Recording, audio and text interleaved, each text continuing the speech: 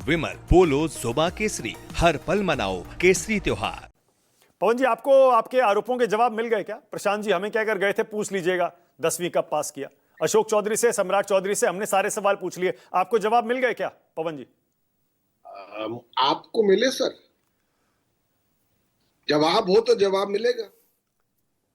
एक सीधा सवाल आपने पूछा कि 10वीं अपने मैट्रिक सर्टिफिकेट दिखा दीजिए, यही आरके सिंह ने कहा था उनसे, भाई दिखा दीजिए, स्पष्ट की तो ही। उनका जवाब आपने सुन ही लिया। और मैं एक और बात करना चाहता हूं, जरा सा इस पर सभी पैनलिस्ट गंभीर रूप से इस पर चर्चा करें। देखिए, ये चुनावी मुद्दा ही नहीं है। भ्रष्टाचार का शीर्षतम स्तर पे होना किसी भी पार्टी या प्रदेश में या राष्ट्रीय स्तर पर हर तरफ से, हर मापदंड से नैतिकता और संविधान और कानून के खिलाफ है। हम विपक्ष में हैं, हमने उजागर किए हैं तथ्यों और तर्क के साथ, प्रमाण के साथ, वो सबूत जिससे बहुत स्पष्ट होता है कि भ्रष्टाचार में लिप्त बीजेपी और एनडीए और जेडीयू के शीर्षतम नेता हैं। उसका जवाब वो दे दे। उन्होंने मानहानि का 100 करोड़ का दावा किया, अशोक चौधरी ने, सुर्खियां बनाने के लिए 2 दिन तो चुप रहे वो। उसके बाद हमने कहा कि या तो वो 1 हफ्ते में मानहानि वापस ले, नहीं तो अब हम 500 करोड़ का फिर वही प्रमाण, दस्तावेज, बैंक अकाउंट्स, मनी ट्रेल के साथ आपके सामने आएंगे। अब तक कोई विपक्ष का कोई लीडर होता ना, तो उसके यहाँ ईडी, सीबीआई सब पहुंच गए होते। अब तो हम ये कह रहे हैं कि आप खुद बताइए, नहीं तो हम कोर्ट को दस्तक देंगे। और उसी तरह से सम्राट चौधरी, मतलब कितनी बार एक कोई शीर्ष नेता अपना नाम बदलेगा? आज उप मुख्यमंत्री की संवैधानिक कुर्सी पे बैठे। और सीधा सवाल ये है कि आपकी उम्र है क्या भाई? आप लिखते कुछ है एफिडेविट में और आप मैट्रिक सर्टिफिकेट दिखा नहीं सकते। हर चीज षड्यंत्र को की तरह सोच करके आप कैसे आगे चल सकते हैं, ये बताइए मुझे। तो ये जनता के कोर्ट में भी है, संवैधानिक कोर्ट में भी है। हम अपने आरोपों पर बिल्कुल पूर्णतः प्रमाणों और सबूत के साथ आगे बढ़ेंगे। कोर्ट जाएंगे मतलब ना, तय है ना? बिल्कुल, क्योंकि अशोक चौधरी तो उल्टे चुनौती दे रहे हैं। वो कह रहे हैं आपके पास दस्तावेज हैं, बैंक अकाउंट हैं, सबूत है, तो कोर्ट जाइए, शपथ पत्र दीजिए। अच्छा, अगर हमारे सबूत कोई गलत है तो अशोक चौधरी जैसे प्रशांत किशोर ने प्रेस वार्ता की थी, बिंदुवर उनका खंडन कर दे। हम तो ये कह रहे हैं कि आप खंडन कर दीजिए। और एक चीज आपको समझनी पड़ेगी, वो ये है कि बेनामी संपत्ति का नाम ही ये दिया गया है, क्योंकि संपत्ति चाहे आप अपने नाम में दिखाएं ना दिखाएं, उसका स्रोत आपकी अवैध संपत्ति से है। दैट इज बेनामी संपत्ति।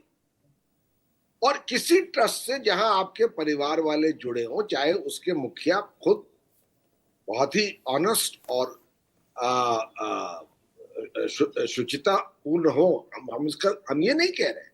हम कह रहे हैं आप उसका बयान दीजिए कि 1-1.5 साल के अंदर 200 करोड़ की, 100 करोड़ से ऊपर की प्रॉपर्टी आपके पास उस ट्रस्ट में कहां आई जहां आपके परिवार के निकटतम सदस्य इन्वॉल्व हैं। 500 करोड़ के भी आपके पास सबूत हैं क्या पवन जी? 500 करोड़ के भी सबूत हैं क्या? 500 करोड़ के सबूत तो हम अगले किश्त में लेके आ रहे हैं सर। ये किस दुनिया में रह रहे हैं? इस पर इतना काम हुआ है, शोध हुआ, और हम विटनेसेस भी पेश करेंगे आपके सामने। यानी कि आप ये कह रहे हैं पवन जी आप ये कह रहे हैं एक और बम फोड़ने वाले हैं? जी, बम हो या पटाखा हो, मैं इसमें जाता नहीं। ये एक विषय है, एक मुद्दे है जो देश के लिए गंभीर है।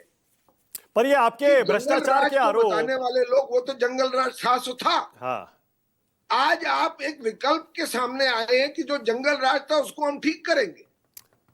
भ्रष्टाचार के आरोप आप एनडीए के नेताओं पर लगा रहे हैं। आप पर आरोप लग रहा है कि आप कांग्रेस के साथ मिले हुए हैं, आपका पैसा कांग्रेस के शासित राज्यों से, तेलंगाना से, कर्नाटक से आ रहा है। देखिए, अच्छा, सिर्फ क्या कांग्रेस प्रदेश राज आ रहा है जिनको प्रशांत किशोर ने सलाह दी है? ये मुझे आप बताइए। उन्होंने इस पर बहुत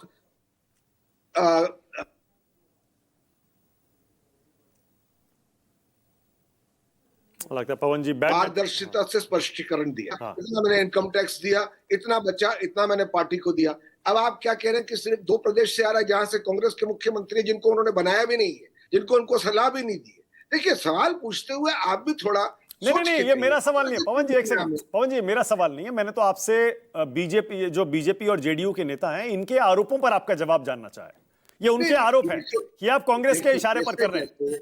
जैसे जैसे कटघरा सिमटता चला जाता है, हाँ।